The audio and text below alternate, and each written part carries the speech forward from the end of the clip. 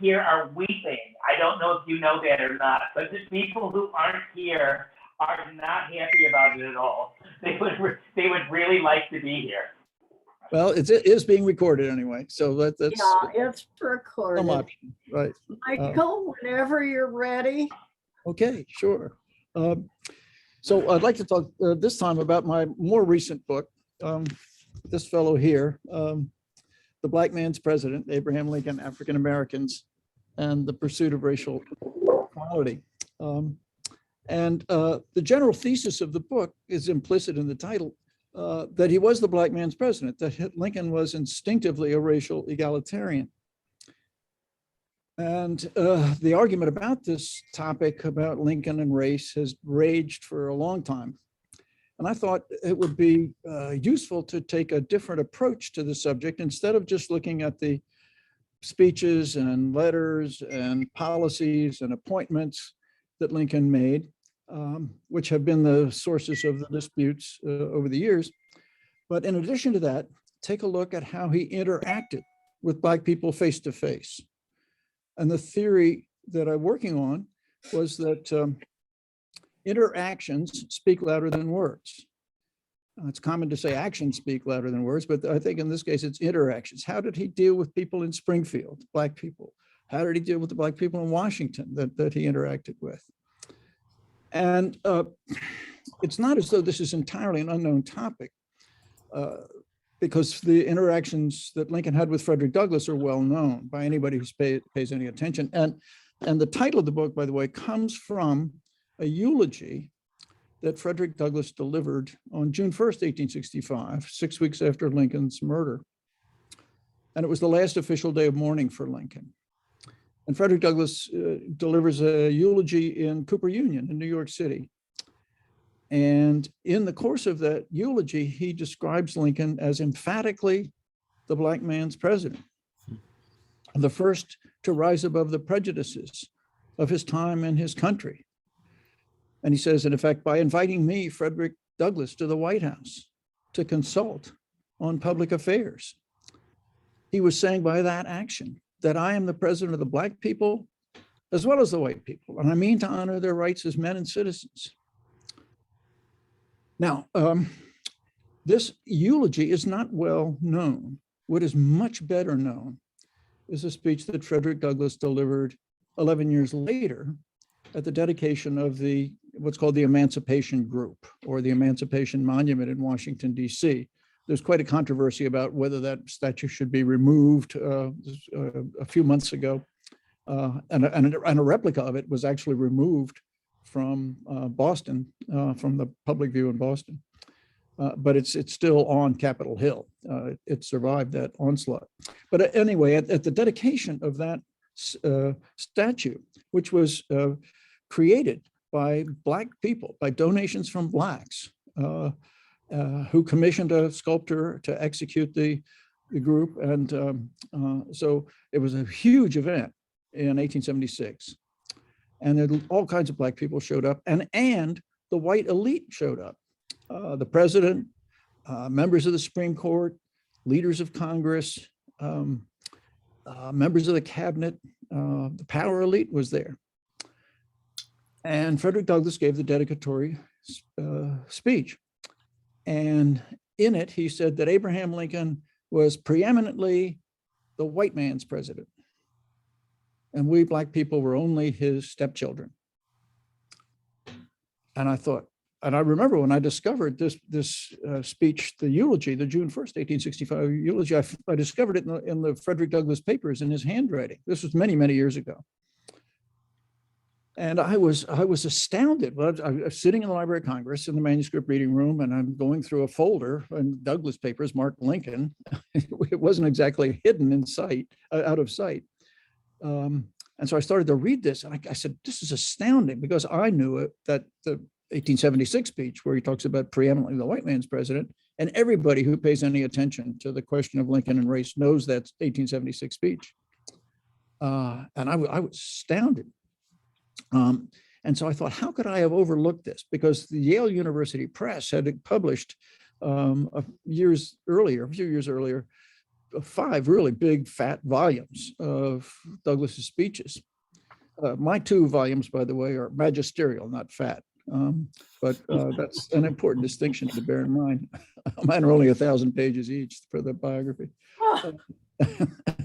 But in any event, so I went back to the volume of Civil War era speeches and went to June 1st, and I didn't find it. Wasn't there. I said, well, for heaven's sakes.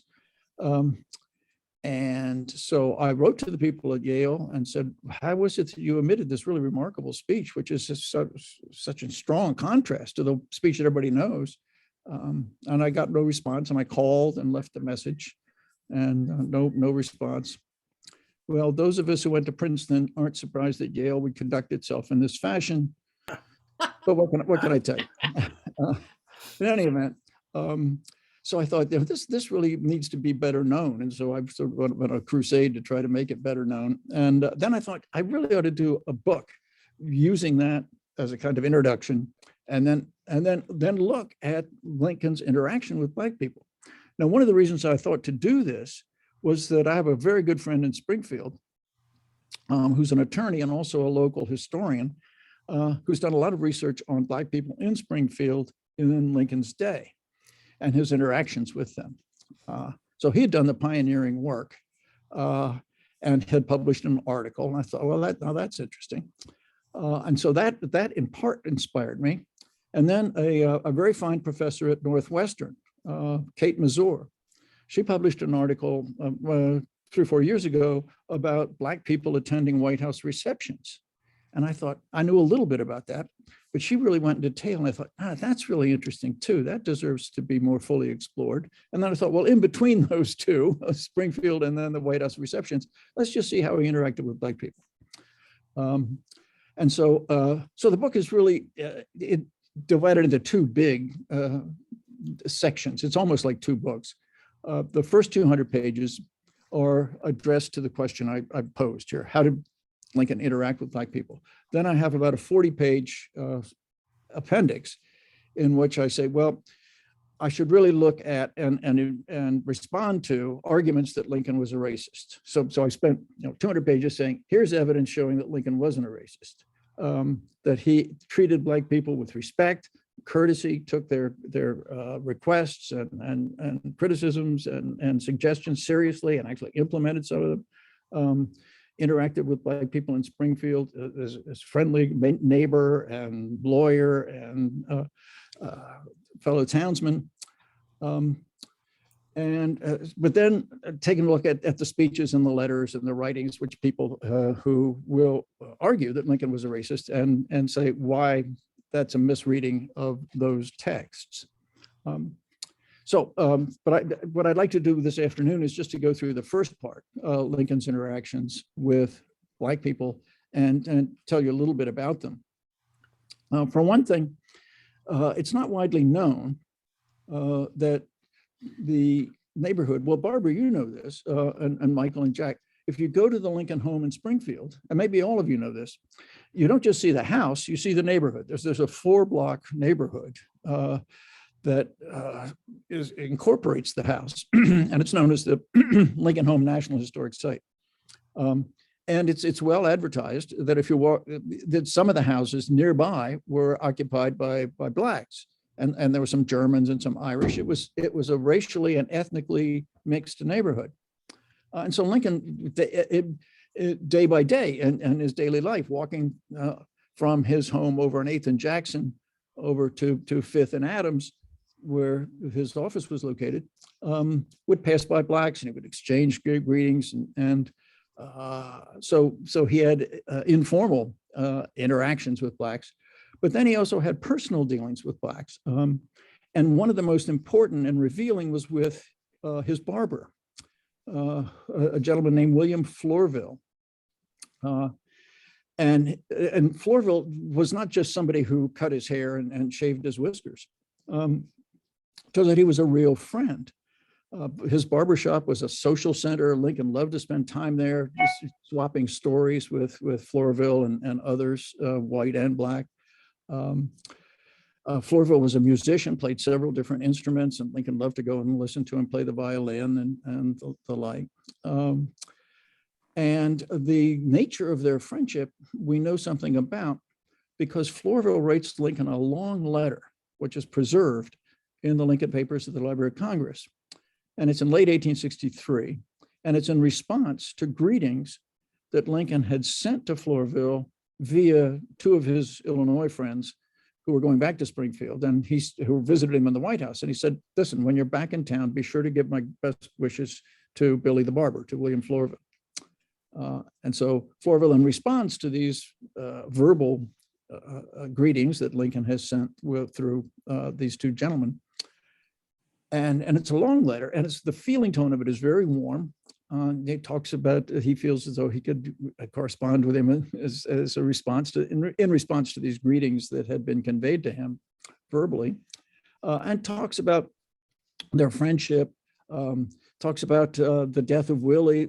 Lincoln's son Willie dies in the White House, and that he was the favorite son, 11-year-old boy who was very much like Lincoln.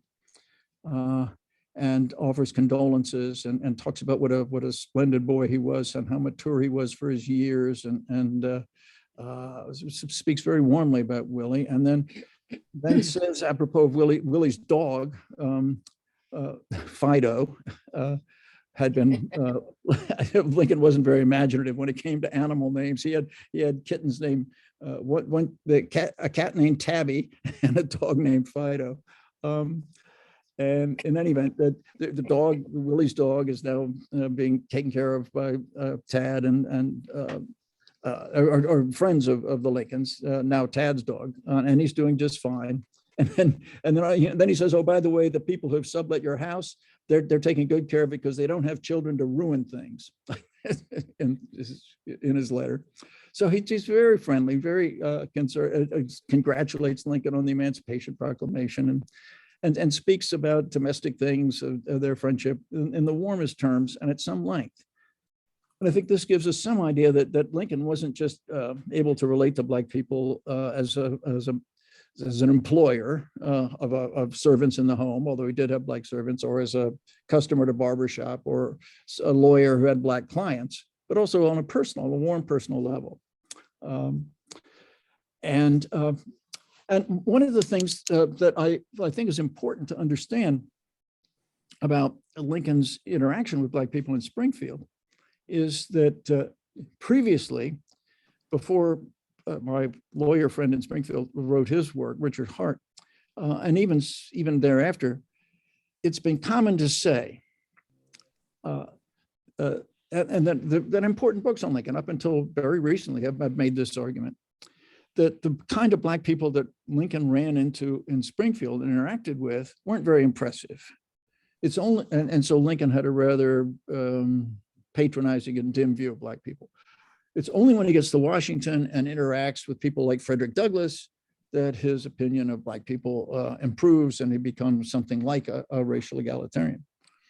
Well, I don't think that's true. That Lincoln's interaction with Black people, to be sure, was not like the kind of interaction he had in Washington with bishops of the African Methodist Episcopal Church, or Frederick Douglass, or Sojourner Truth, or Martin Delany, all kinds of eminent Black people.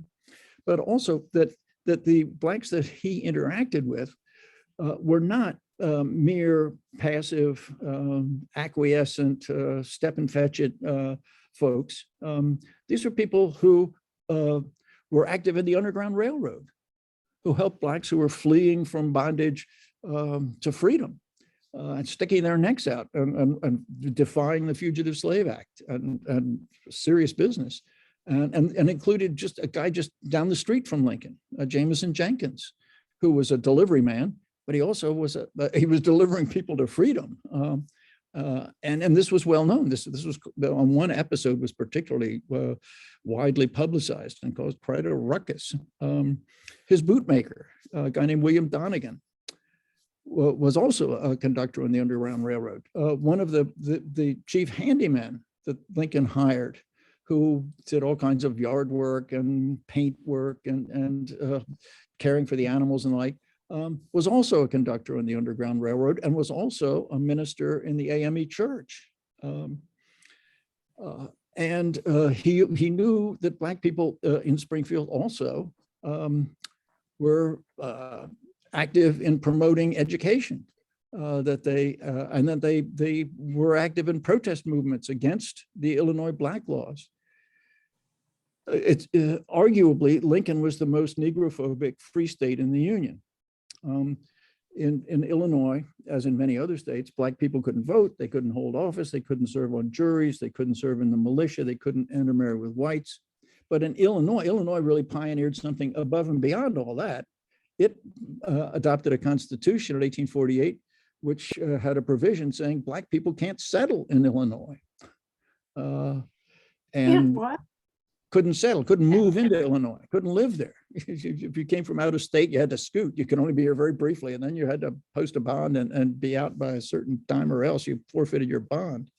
And so, and the black people that he knew and interacted with were servants in his home, were people who protested against this kind of discrimination. And he knew people. There was the other leading barber in town was a fellow named Samuel Ball, and he had achieved some renown by going to Liberia as an emissary of the Baptist Church to determine whether it would be a suitable place for black people who were discontented with their status in the United States to settle in Africa, in Liberia. And his report, which was a highly polished document, was widely discussed and publicized. Lincoln also knew that there were a lot of black people in Springfield who opposed colonization and held a mass meeting and said, look, this is not for us.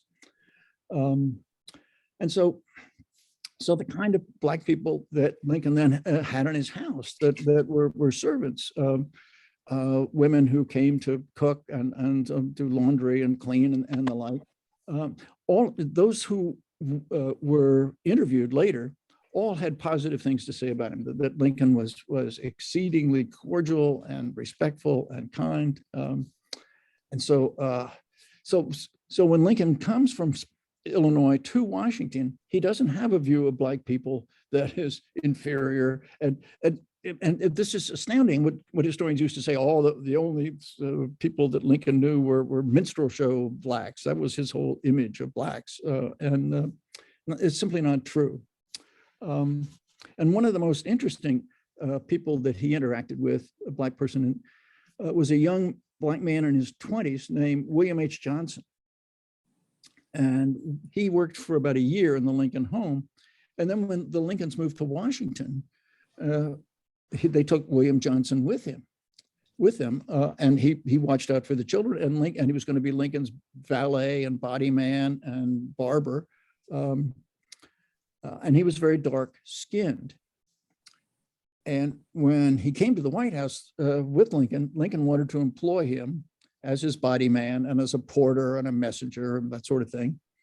Well, there was a rebellion among the African Americans on the White House staff, because they were all light-skinned, and they didn't want anything to do with a dark-skinned black. And within 3 days, Lincoln had to find something else for him to do, and so he was confined to the cellar, to the furnace room, and then Lincoln was able finally to get him a job in another department, in the Treasury Department, which is very near the White House. And William Johnson then worked for part-time at the Treasury Department and then part-time at the White House. Lincoln was very concerned about Johnson and Johnson's well-being, and the kind of prejudice that light-skinned blacks felt toward dark-skinned blacks in Washington, and indeed elsewhere, has recently been given the name colorism. That is a kind of color prejudice within the black community, intra-racial prejudice. So Lincoln tried to help undo that. And then this gentleman, William H. Johnson, wanted to buy a house, and Lincoln co-signed his loan, making it possible for him to get a mortgage. And then Lincoln and he went together to Gettysburg in November of 1863. And they both came back with a case of smallpox. Lincoln's case was mild, and he was confined to his room to kind of quarantine. Hello. For several days, during which time he said, "Now, thank God, I've got something I can give everybody." People are always asking him for things, and he was always having to say no. And he says, "Now I can give something to everybody." And then he said, when his doctor said, "Well, you're going to get these scabs and you're going to be scarred," he said, "Well, doctor, it can't disfigure me," poking fun at his ugliness. So in any event, but William Johnson died. His smallpox case was serious business. And Lincoln, while he was hospitalized, while William H. Johnson was hospitalized, was discovered by a Chicago Tribune reporter writing, taking greenbacks and putting them in various envelopes. And he said, what are you up to, Mr. President? He said, "Well, there are a bunch of things a president has to do which aren't defined in the Constitution. And my man, William, is in the hospital and he can't collect his pay because he can't sign his paycheck because he's sick. And so I'm helping him out." And then after William dies, the banker who the head of the banker who had lent money to William Johnson to buy his house said, "Oh, well, I'm sorry to hear that your man has died." And Lincoln says, "Oh, yes, a terrible thing about poor William. And I've helped his family and I paid for his coffin." And the banker then says, "Well, you did sign the mortgage." And Lincoln says, "Okay, well, I'll pay it up. Of course, if I promise to pay, I'll pay." And the guy says, No. So we give money to charity every year, and we can make this a kind of charitable contribution. And Lincoln says, No. I said I would do it, and I'll do it. And the banker says, "Well, okay, well, look, you took a risk in co-signing, and we took a risk in lending the money. So why don't we split it 50-50? And Lincoln said, "Well, okay." And then the banker says, "Well, here's what you owe." And Lincoln says, No, I want to pay the interest too, my share of the interest. And so the banker says, "Well, you do endorse the Negro." And Lincoln says, "I do." So this is the kind of relationship Lincoln had with a servant in the White House. But a much more important figure in the White House was William Slade, who was the equivalent of Carson in Downton Abbey. He was the butler, the head of this black staff. And he turned out to be a good friend, because he was a storyteller and a joker, and also a man of great dignity and respect in the black community. He was one of the founders of an important church, the head of several civic organizations, black civic organizations, and a man of great status and respect and dignity, but also very funny. And Lincoln and he became pretty good friends. And so Lincoln's relationship with the staff at the White House was another indication of his egalitarian sentiment. And all the black, and luckily, a black man in Washington in the 1930s went out and interviewed a bunch of people who had worked in the White House or whose parents had worked in the White House during the Lincoln days, and did a book called "They Knew Lincoln."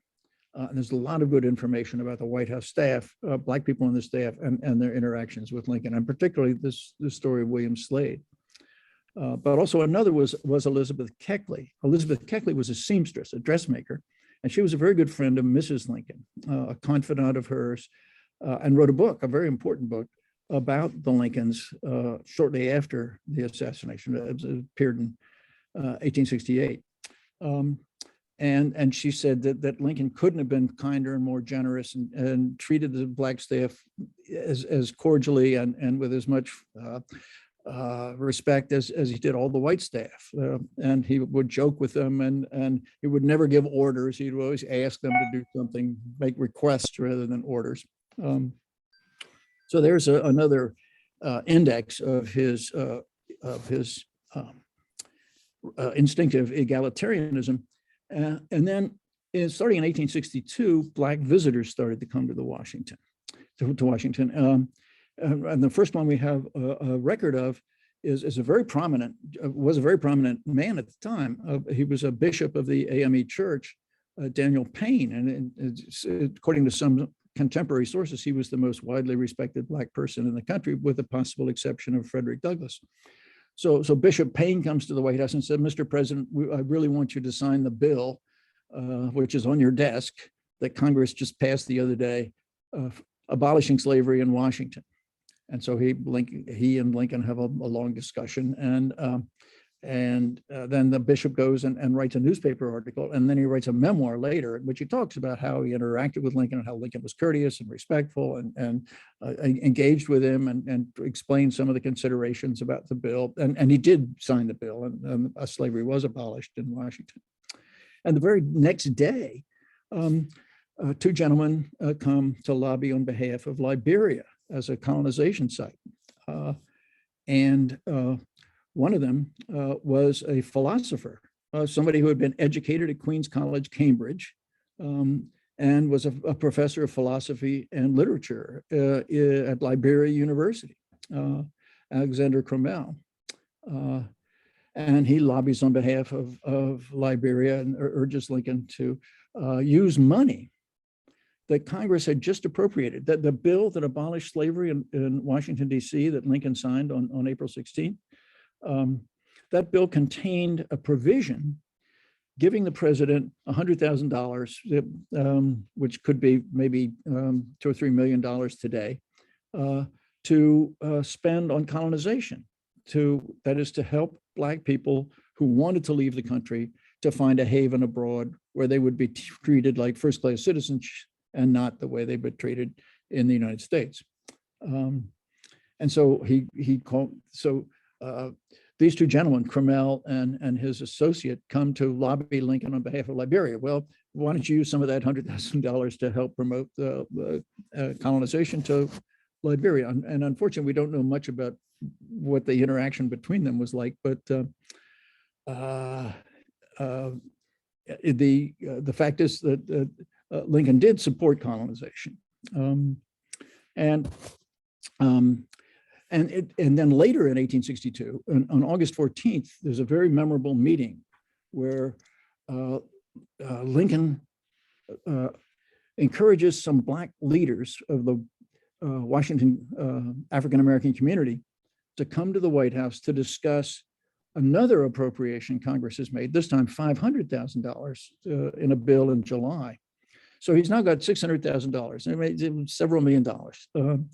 And so he says, I would like to discuss with leaders of the Black community how this money should be spent. And so these five gentlemen come to the White House, and this is the first time that a president had summoned somebody to the White House to consult on public affairs, some Black people to consult on public affairs. Now, it wasn't much of a consultation. In fact, Lincoln gave them a speech. And one of the most noteworthy features of this episode is that Lincoln invited a shorthand reporter to come into the White House and to take down every word he said and then to publish it in a newspaper. And so Lincoln really designed this as a way to get a message out to the country as a whole, not just these five gentlemen. And that message was, in essence, this, that, and he says, your people have suffered the worst oppression of any people in history. And even when you're not enslaved in the free states, you're confined to second-class citizenship. The ban is on you no matter where you go.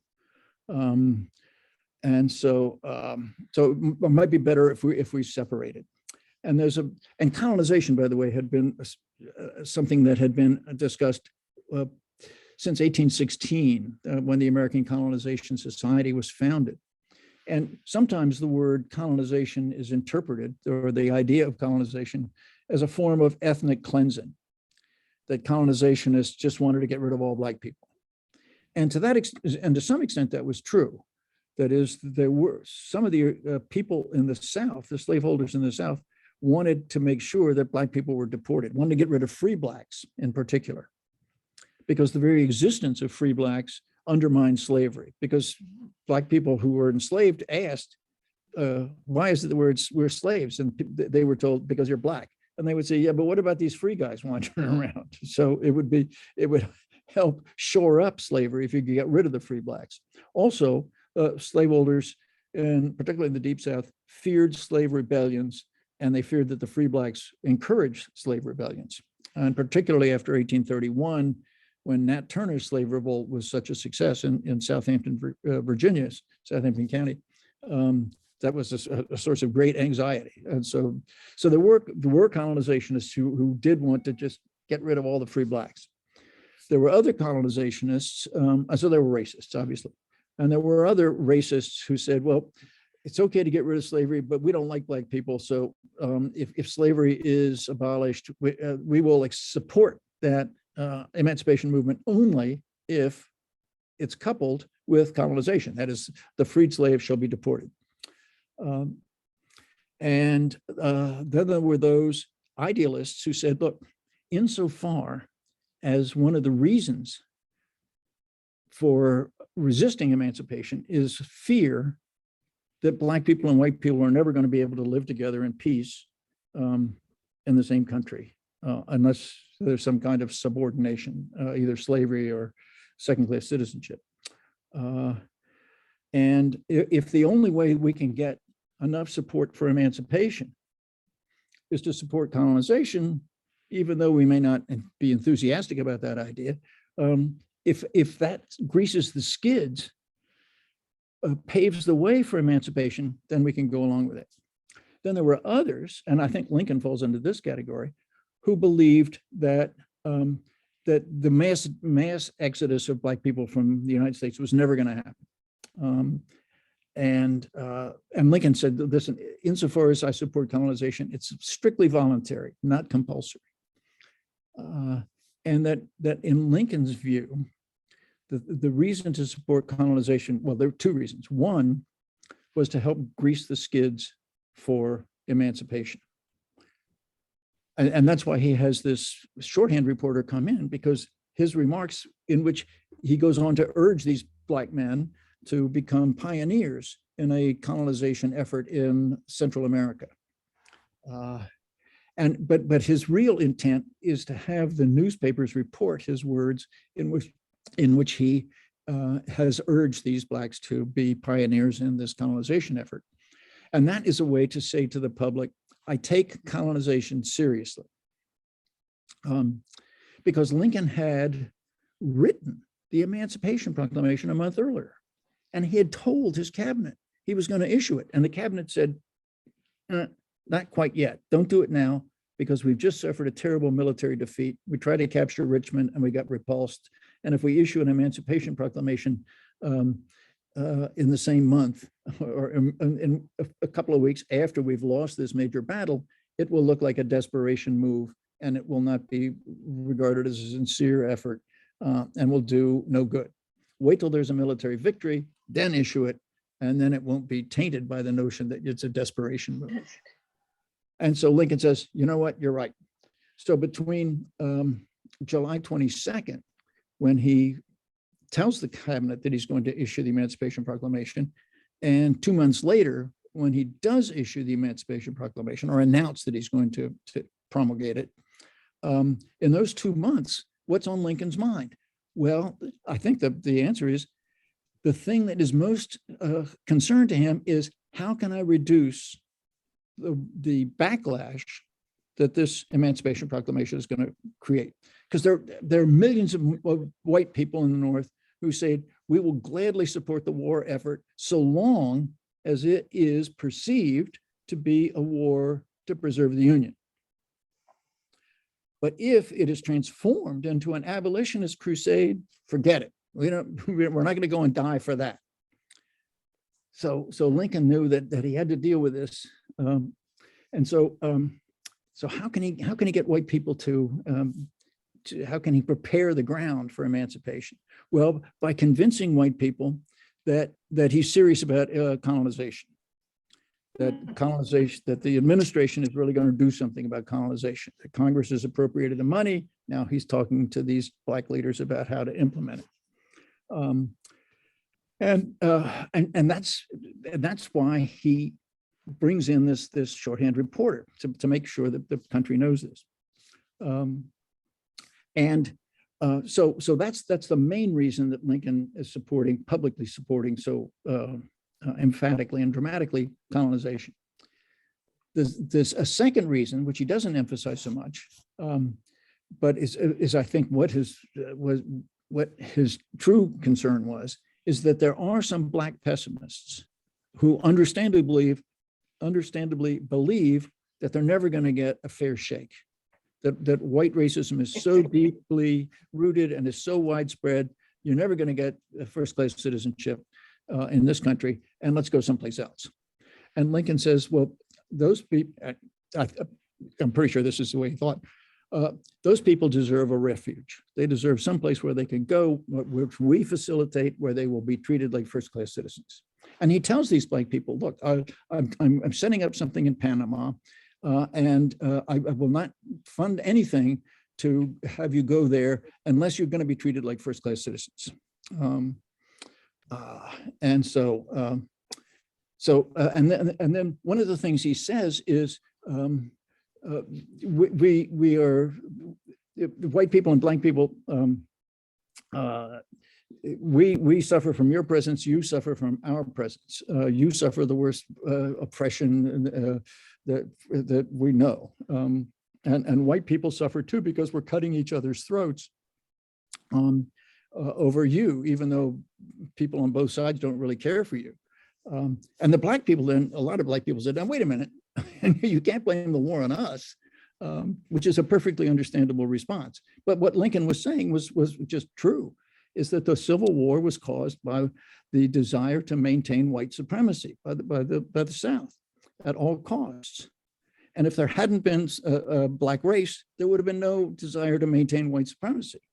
There would be some people would have been working in the South, but they wouldn't have been slaves. They wouldn't have been a separate race, and the war would not have come about.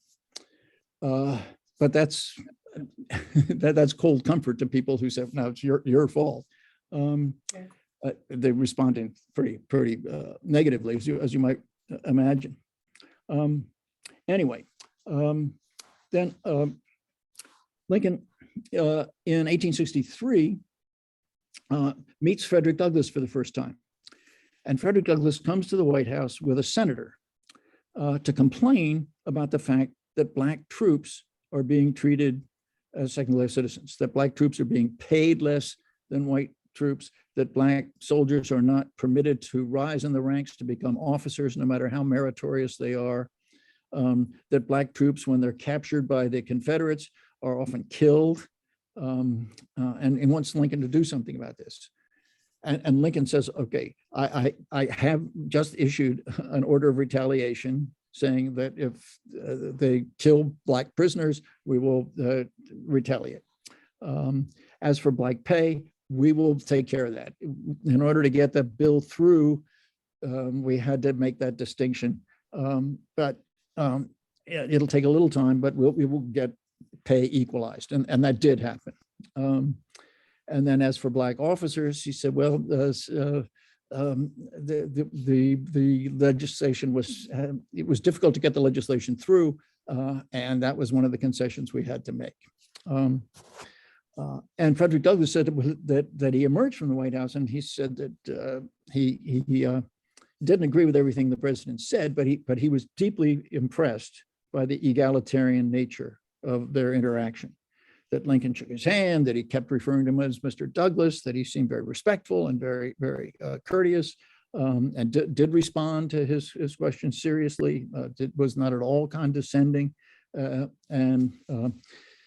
So that's the first time that Frederick Douglass meets with Lincoln.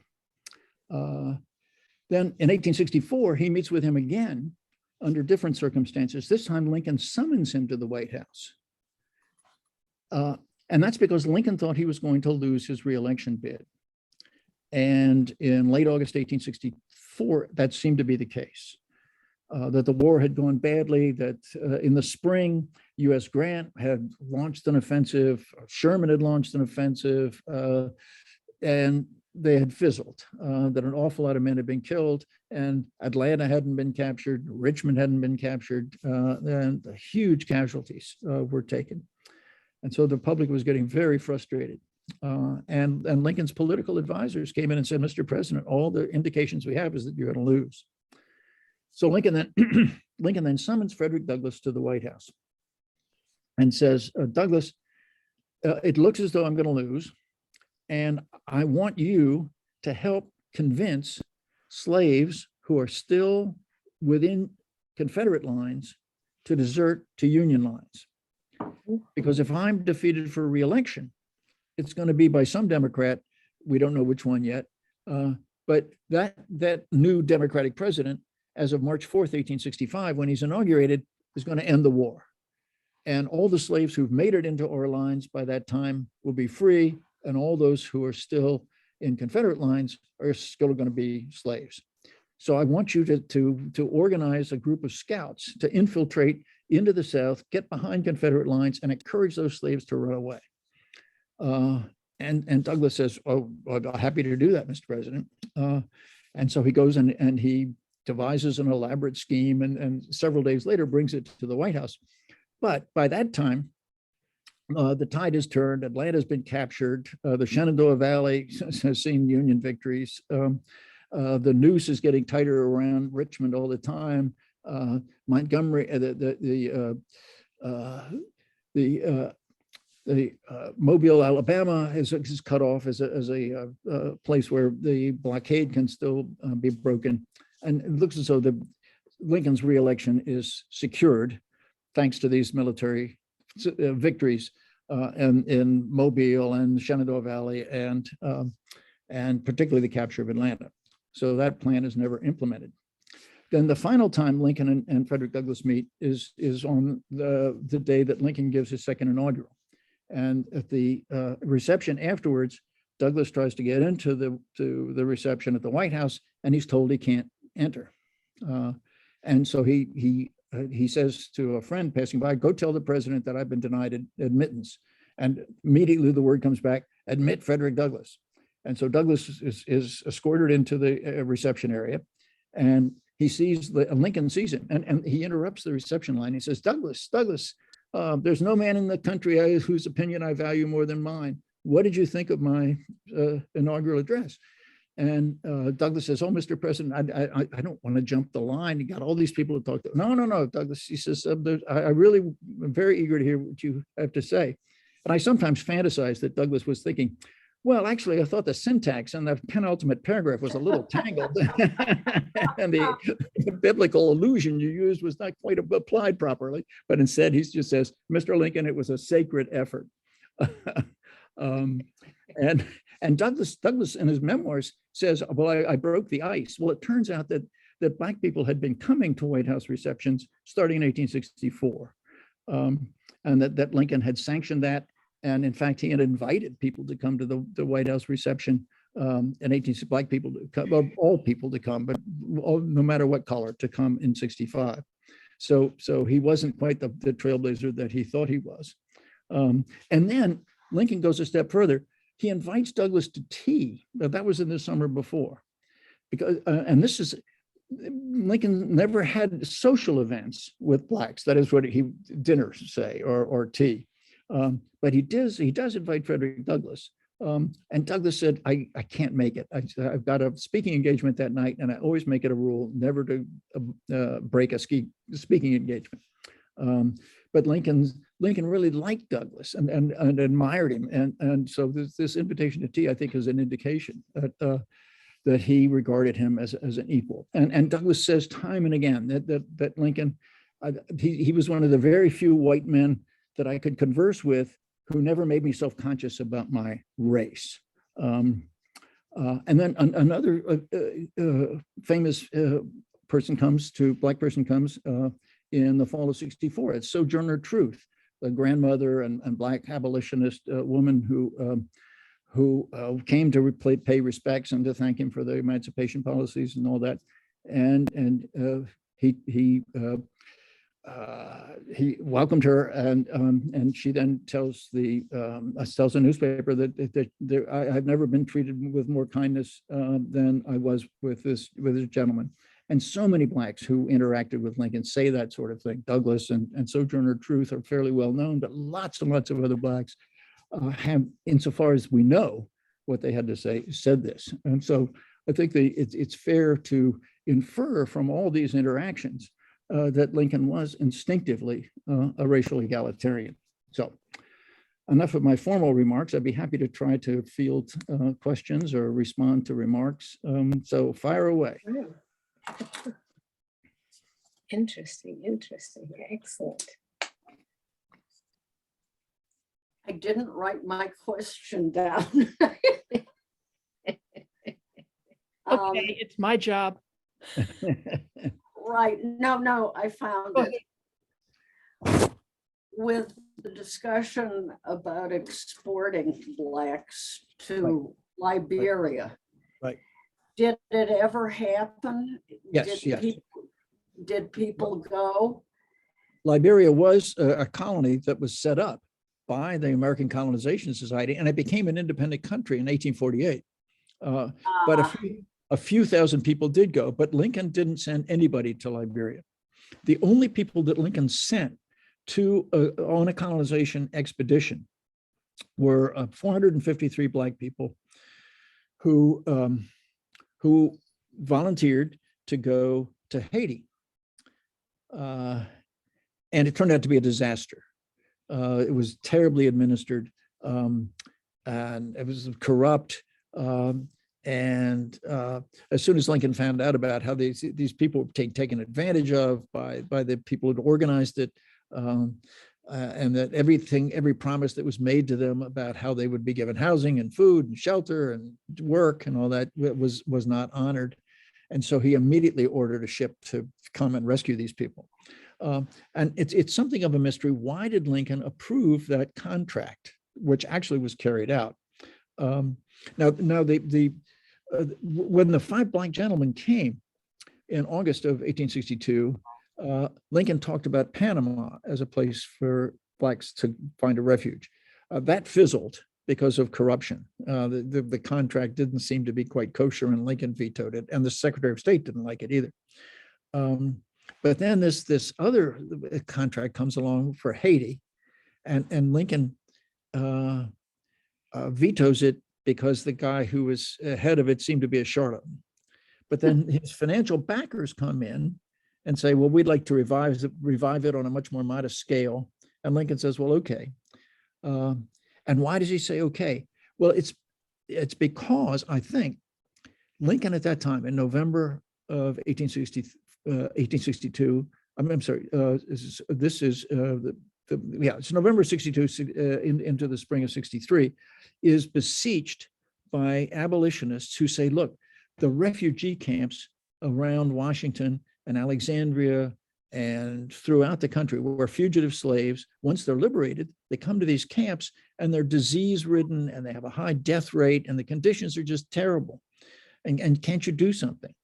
And so I believe Lincoln was responding to these appeals from abolitionists, perfectly legitimate appeals, by saying, well, if the conditions are so terrible as they have been reported to be, then let's give at least an experimental try to this particular enterprise, that is to Haiti. And then it turned out the guy he turned down the contract the first time around because of this charlatan. And somehow this charlatan winds up being the person who administers the program. It was a disaster. And so the number of people who were actually colonized was 453, of whom 368 came back. Lincoln had been given $600,000 to support colonization. 6% of that was spent.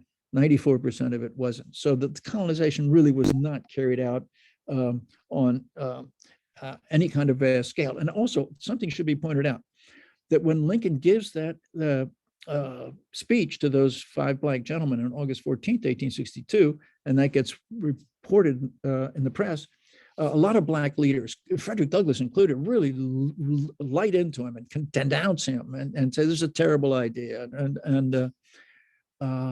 But in fact, an awful lot of Blacks signed up to go to Panama. thousands.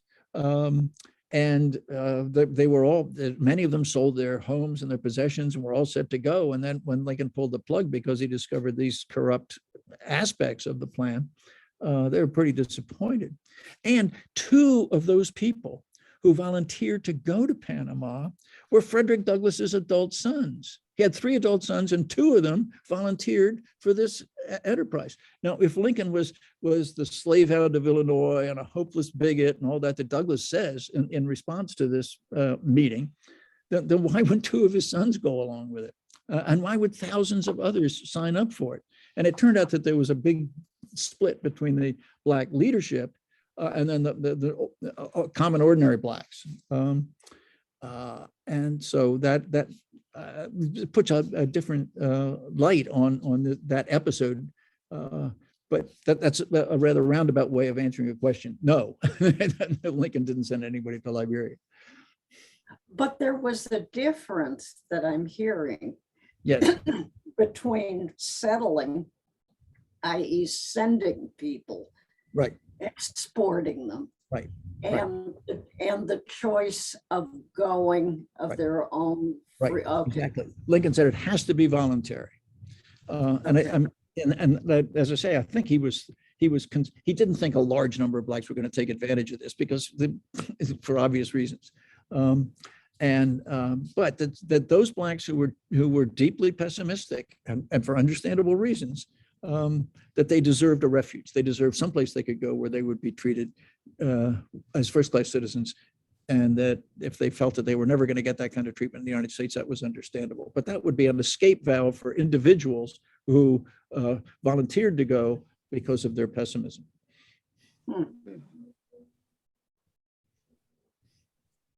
Much like Israel. Didn't I was Lincoln, going to say, yeah, that's the same general idea. Yes, excuse me. didn't Lincoln have the same idea? I mean, isn't one of the reasons he supported that initially is because he simply didn't see a Black person living an equal life in a white society? Oh, well, He no, didn't. no, I think he did see that was entirely possible, but that white racism was so deeply rooted, and partly it's Yes. because it's from Illinois, that it's reasonable for some Black people to despair, and that they ought to have some option, and that we owe it to them as a people to provide that through government, facilitate that. But Lincoln himself, and that's the point of the book, is that he could envision a racially biracial society. Oh, and by the way, one of a point that I meant to make is that Lincoln's actions in this regard culminate on April 11th, 1865. This is 2 days after Robert E. Lee surrenders, and a huge crowd comes to the White House to expect a victory lap, that the president's going to give a speech in which he says, "We won, they lost, let's hear it for the Army and the Navy." And instead, Lincoln gives a very sober analysis of Reconstruction. That is, how are we going to take these 11 Confederate states and rehabilitate them politically? What are we going to ask, require for them to be fully rehabilitated so that they can participate in presidential elections and congressional elections and have their own governors and courts and legislatures and all that sort of thing? So that had been going on, a process like that had been going on during the war. Lincoln had nursed a Reconstruction government in Louisiana, and one of the things he did was to work behind the scenes when the Louisiana Reconstruction government was considering how Black people would be incorporated into the body politic, working behind the scenes to get Black people the right to vote. And that's in part because 2 Black gentlemen in March of 1864 come to the White House and they bring a petition from 1,000 Black men in New Orleans. And they're free. They said, look, we're free, we're taxpayers, we're property owners, we're literate. Some of us, or the parents of some of us, fought alongside Andrew Jackson to defeat the British back in 1815, and we would like the right to vote. And Lincoln tells these 2 gentlemen, I'm entirely sympathetic, but under our Constitution, the qualifications for voting are set by states. And that's just the way it is. So what you need to do is to get the new Constitution of Louisiana, which is about to be adopted, and make sure that that gets incorporated.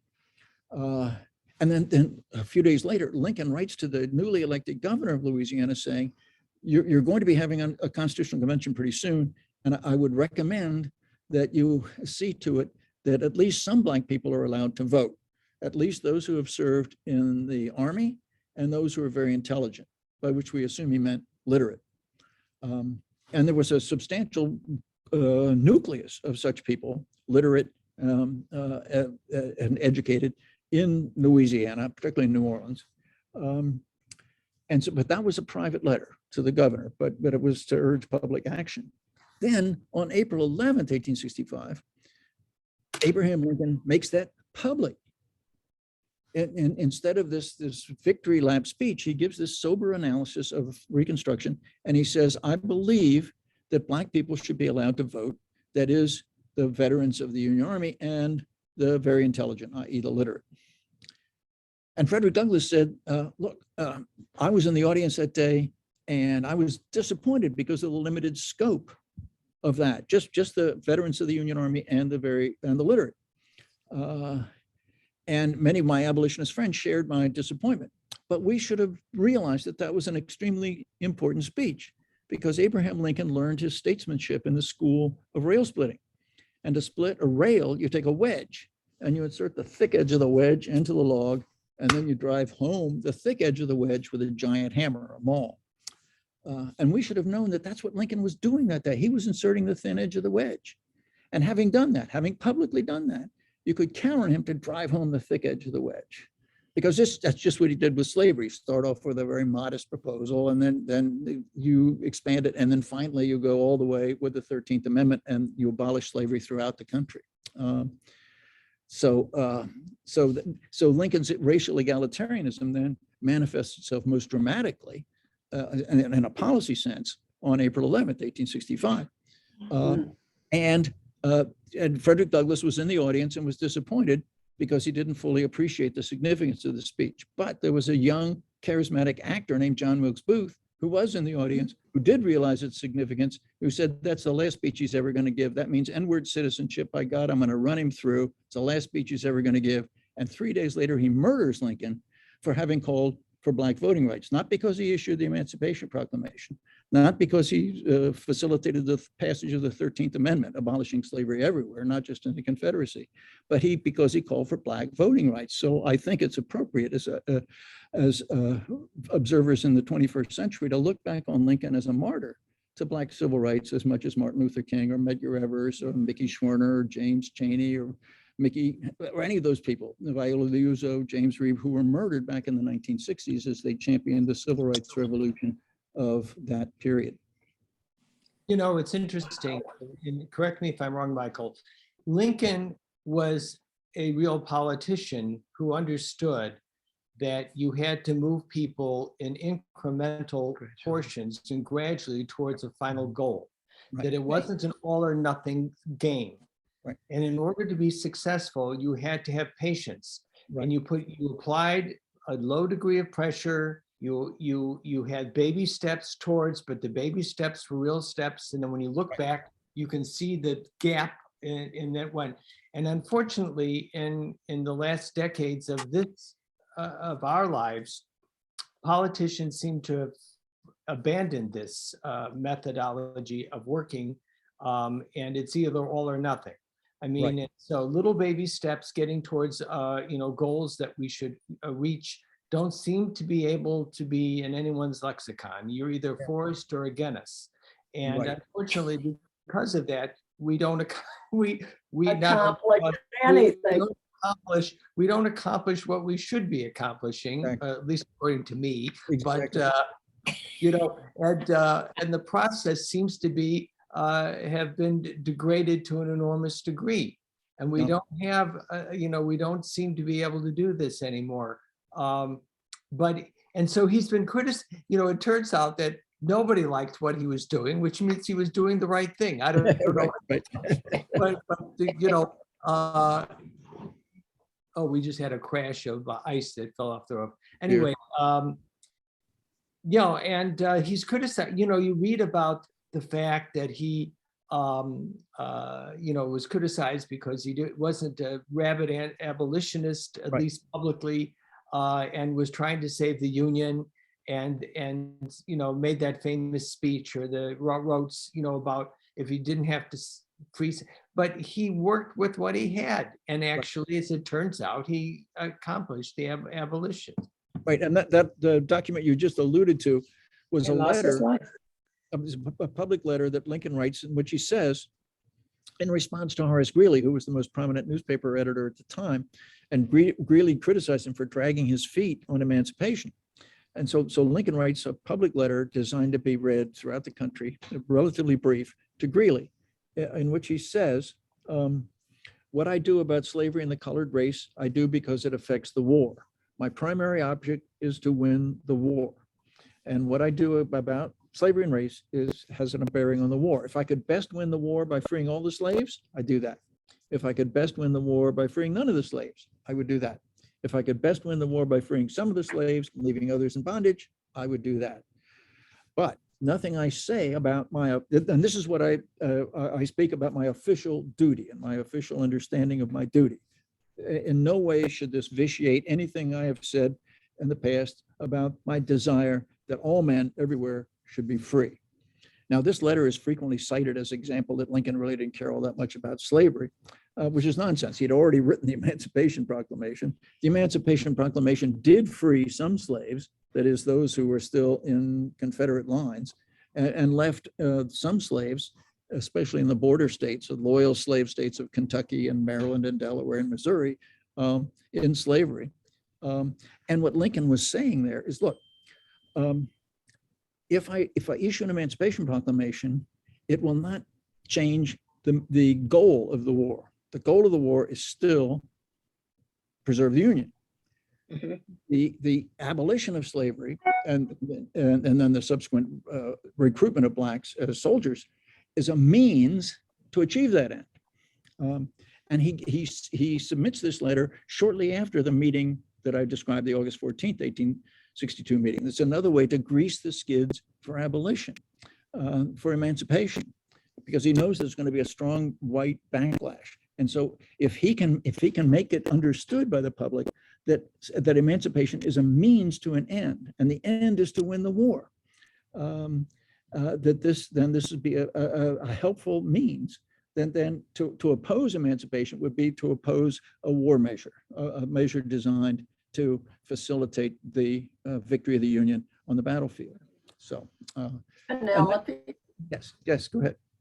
I've been collecting things as you've been talking and other questions. One is, please correct me if I'm mistaken, but Sure. you spoke of his speaking from the balcony at the White House at the Right. end of the war, and everyone expecting a rah rah, we won, they lost. Seems to me he called for the band to play Dixie. He did, right. Yeah. He said that the Attorney General assures me that we've captured it fair and square. It's ours now. And Yeah. it's always been one of my favorite It was things. quite lovely. And what you were saying about Illinois' racial phobia,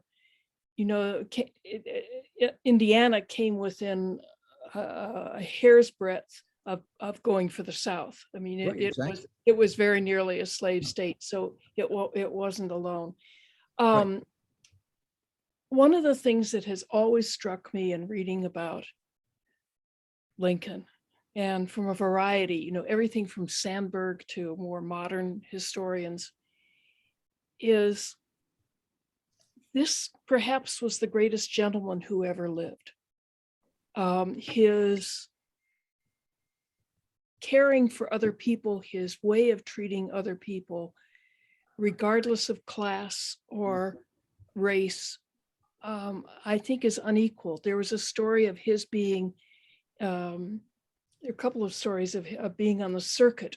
One telling the person that I think it was beans, that these were the best beans he'd ever had. And they still advertise in that small town. Lincoln has claimed their beans to be the best ever. And there's another story of an old lady who was serving them, spilling the milk. And she's terribly upset, doing it. And he says, "Mother, if it don't bother you, it don't bother me. Don't worry." Right, And those stories seem to sum up what this man was and who he was. And I don't see him as egalitarian. I see him as, because egalitarian to me is a political statement on race and class. And I don't see that. I see a kind of inherent, extraordinary empathy and relation with other people, whoever they may be. Right. There aren't stories. There aren't stories of his being mean and nasty. And I don't think it's because he's an American hero. I think it's because you'd go a long way to try and find those. Now, this is just a random source that I'm looking at, but I remember this story. So from another source. In 1858, Abraham Lincoln stated publicly that he did not believe the Negro to be his equal. You know this. And that he was not and never had been in favor of allowing Negroes to vote, and that he was not and never had been in favor of bringing about in any way the social and political equality of the white and black races. Although he opposed the spread of slavery into new territories, he denied any intention of interfering with the institution of those states that already existed.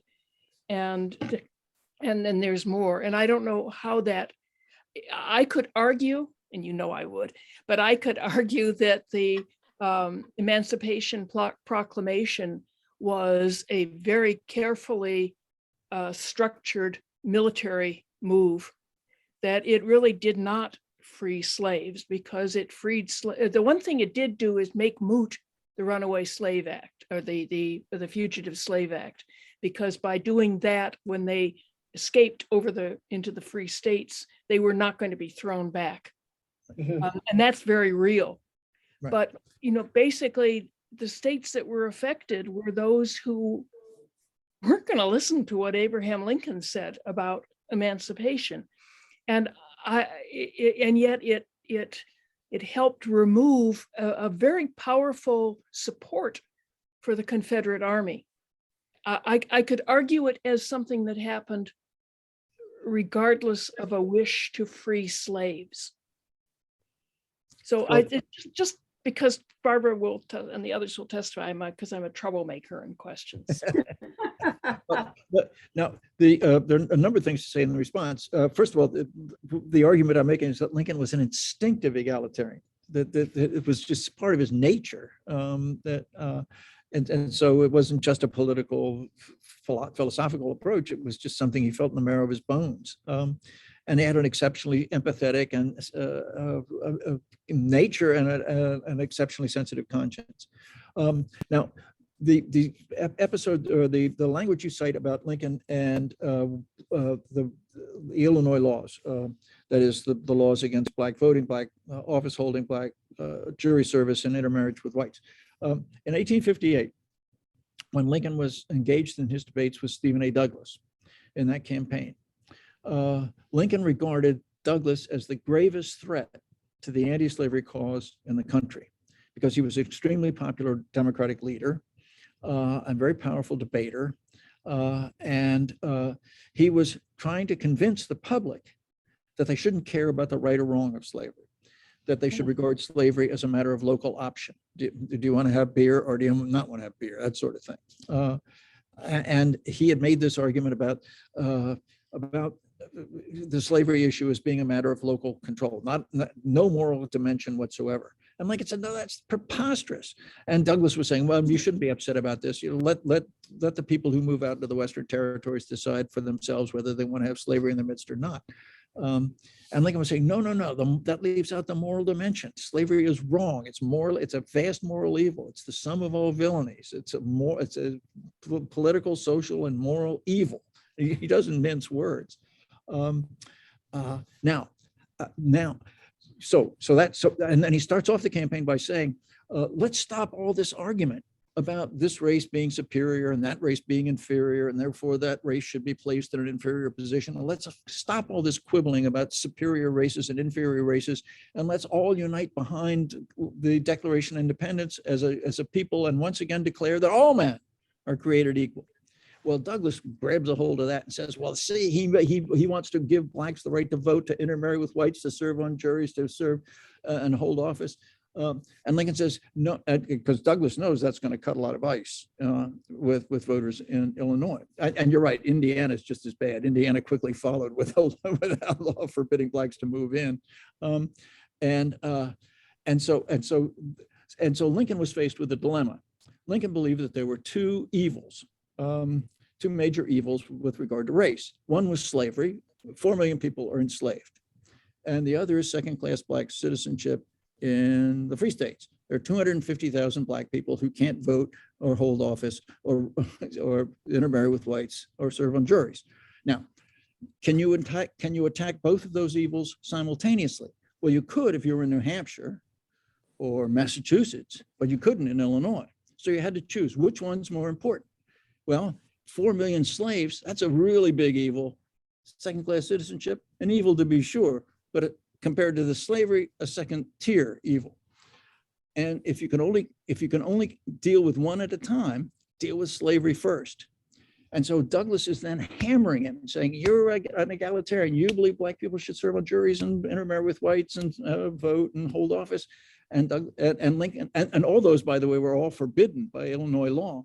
So Lincoln felt compelled, if he was going to defeat Douglas, which was essential for stopping slavery, that he had to pay lip service to the prevailing racial climate in Illinois, which included all those four things. But Lincoln never, ever, ever says that black people are inferior to whites. Never. What he does say is that, well, in any serious way, what he does say is that black people are definitely inferior to whites in one regard and one regard only. And that is in terms of color. Blacks have an inferior color. Well, what does that mean? I think it's a put down of racists. It's a way of ridiculing and mocking racists. And then he goes on to say that perhaps black people are inferior intellectually and morally. But the very word perhaps means perhaps they are. And so there's the notion that Lincoln's conduct during the 1858 campaign against Douglas is the touchstone to measure whether he was racist or not, takes that lip service that he feels compelled to make when Douglas is hammering him about black intermarriage and voting rights and office holding rights and all that sort of thing. But he keeps insisting that the main difference between Douglas and me is I believe that all men are created equal. Douglas does not believe that all men are created equal, and that's what we're dealing with here. Those are the main points I think I would make in response to your telling observations. Was it in the Douglas and Lincoln debates that he started talking about that what he was really worried about was that because slavery was such an efficient way of raising capital, that is, that rich people could acquire lots of land and have slaves work them, that if they moved into the states that weren't already slaves, it would do a disservice to the number of free whites. Well, was it that time that he started that argument? Did I make sense? Did I say that properly? Yes. And a lot of people argued that they were opposed to slavery spreading out into the Western territories, not because they sympathized with blacks as oppressed and downtrodden people who deserved a better break, but they just didn't want to have blacks as neighbors. Or blacks as competitors in the labor market. Or as competitors in the labor market. Or didn't have to be paid wages. Right. And then on top of that, there's an equally powerful argument that's widely used to saying that, look, if slavery and the whole slave system moves out into the Western territories, it's bad for whites, common ordinary whites, working class whites, because wherever slavery goes, you get a rigid hierarchy of a planter class that really runs the show. and then the poor whites who are, have little power, social power or political power. So if you want to have a society in which there's mobility, where people can advance socially and economically based on their talent and their ability and their industry and their virtue, then keep slavery out of that, because slavery brings with it a rigid social system in which there is very little social mobility for blacks or whites. Thank you. Okay. Anyone? Michael, once again, thank you.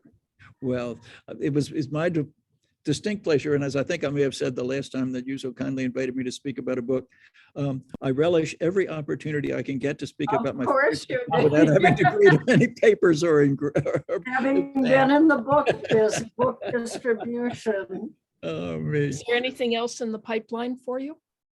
Yes. Of course. I have several projects in mind.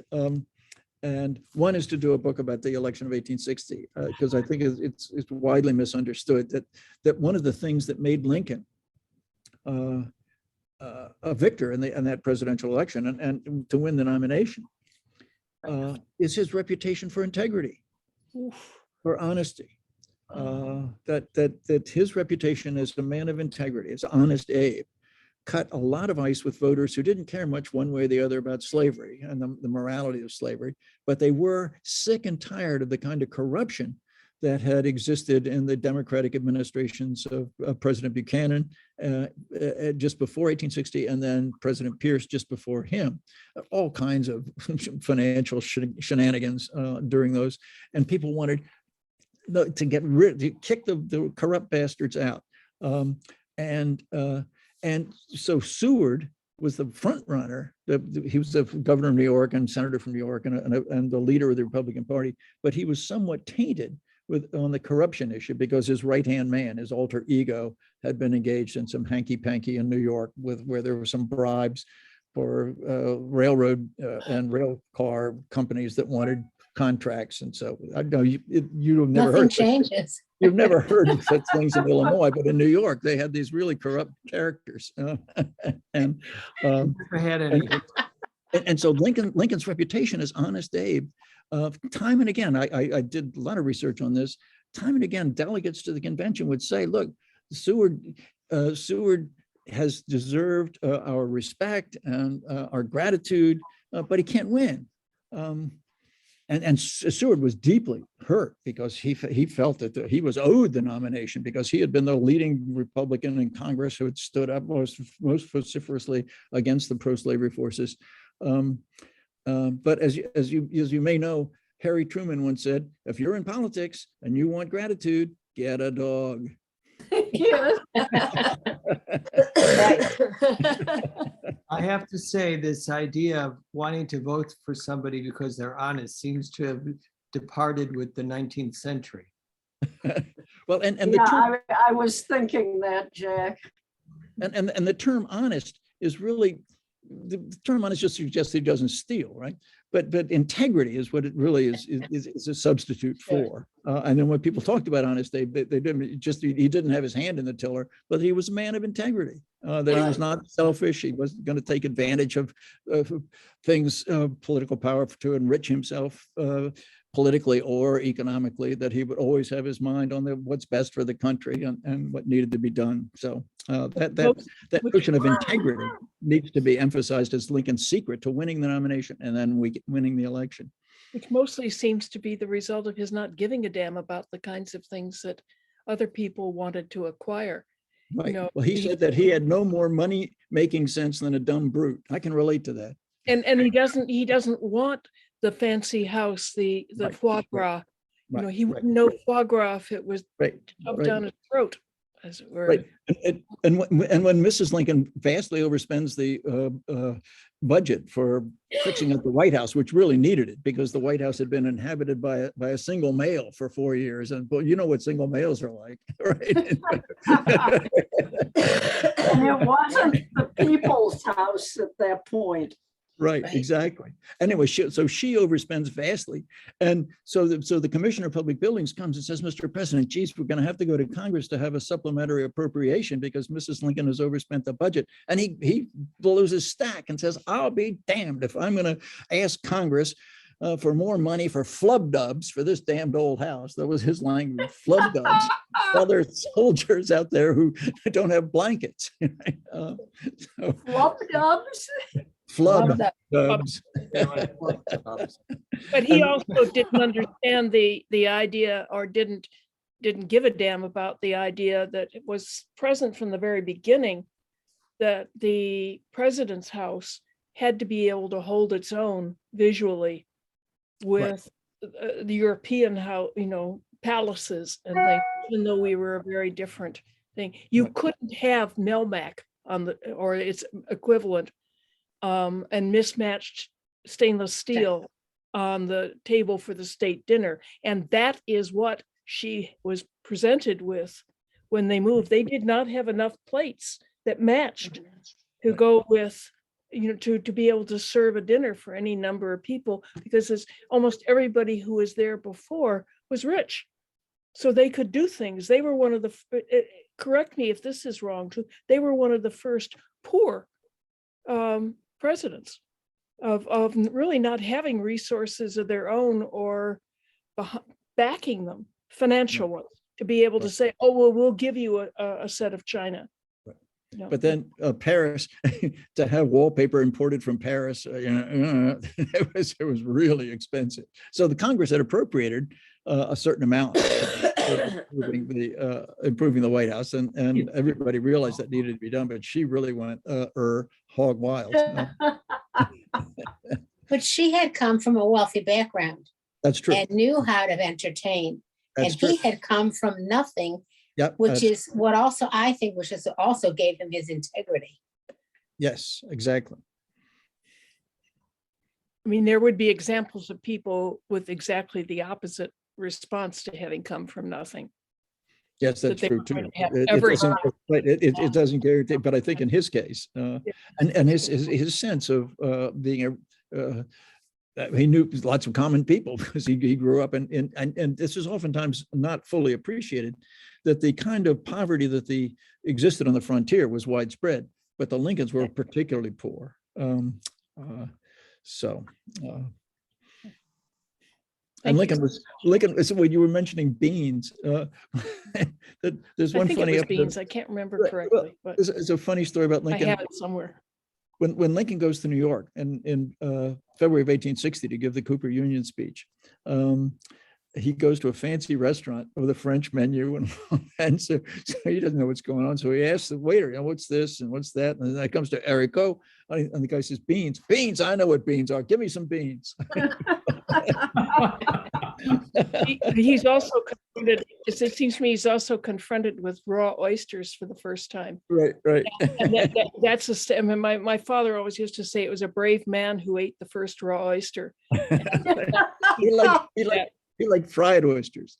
Well, and Or he drank the first served glass of oysters in milk. Springfield, which I find extraordinary. How many people got food poisoning in that period? Because oysters were everywhere without refrigerated cars. I mean, they were ice packed. Actually, they were very dangerous because I think they they still were, are. no, they were in polluted water. You could get hepatitis, typhoid, all sorts of bad bloodborne diseases were spread by our oysters. Used to be say oysters could kill, and it's true, they could.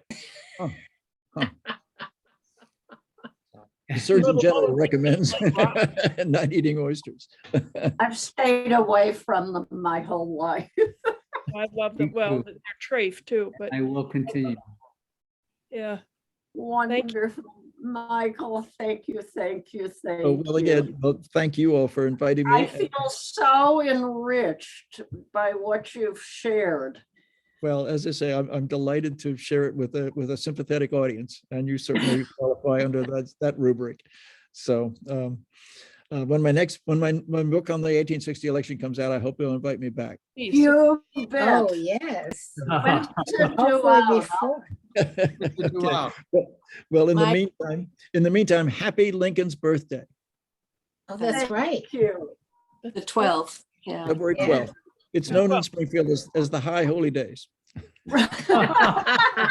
Mike, Michael, Yes, Michael, yes. my friend James Swanson says that he was so impressed that you spoke to a salon because normally you speak to only huge audiences. Oh, well. Now I that's- can tell him this is the second time and a third coming up. Right, absolutely. Well, I'm very fond of James. We're good friends. And I'm delighted that his book, Manhunt, which is the best Oh, it's fantastic. Yeah. best description of the pursuit of John Wilkes Booth, about the assassination and the pursuit of Booth, has been taken on by, I think it's Apple, is Yeah. going to be doing a televised series about that, based on that book. Yeah. So And- it's People a, All finding- right, can we people get him finding to out how to- talk to us? I tried, Barbara, but he said he's too busy, but I'll keep trying. Well, Tell him that Michael Burlingame can't have spoken to us. I did that. But at least after that comes out, people will know how to spell my name is Mud. right. Right. Okay, well, thanks once again. Thank And, you so and much. be sure to give a I thought to love the, the people. February Thank 12th. you. Hello, it's a big hug from us. I will do that. Huge. Good to see you, gentlemen. Hope to see you in Ciao, New York ciao. next month. Okay, thanks again. Bye now. Bye. Bye.